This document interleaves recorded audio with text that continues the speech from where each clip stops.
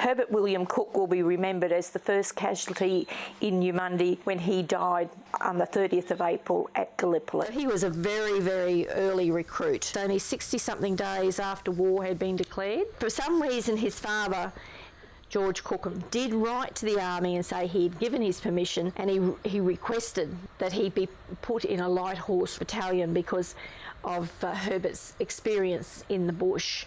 And he was obviously a good horseman and adept-handed with a rifle.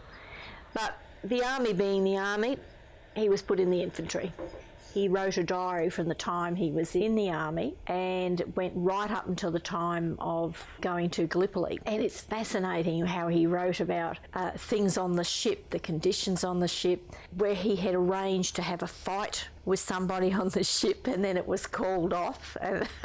The food, the training that went on in the ships, the physical training, life on the canal and the boats and everything else. It was just fascinating what he talks about. Herbert witnessed to some of the most extraordinary things at Gallipoli. He was in C Company, which was headed by Captain Quinn, and he would have seen the landing at Gallipoli from the ship that he was on. They were not loaded off that ship until 10:30 that night of the 25th. The next couple of days were spent skirmishing with the Turks, laying communication trenches up Monash Valley, and that position became known as the famous Quinn's Post. And it was reputedly one of the most dangerous places where Australians ever fought.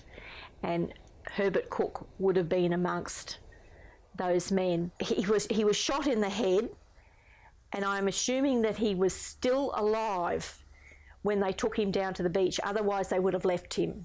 He was buried at the first cemetery there, beach cemetery. When I looked at where he was in the cemetery, he's not a household name to Australians, but John Simpson definitely is, and he's about 4 or 5 graves further up from him. So it's quite a well-known area where he's buried. Herbert Cooke left a really valuable diary. That diary was sent back to his father through Thomas Cooke and Sons.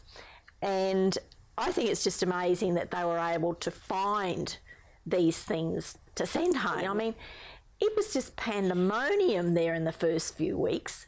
How on earth they ever found anything to send it home is just beyond my imagination. That diary was sent back to his father, and the family donated it to the Australian War Memorial.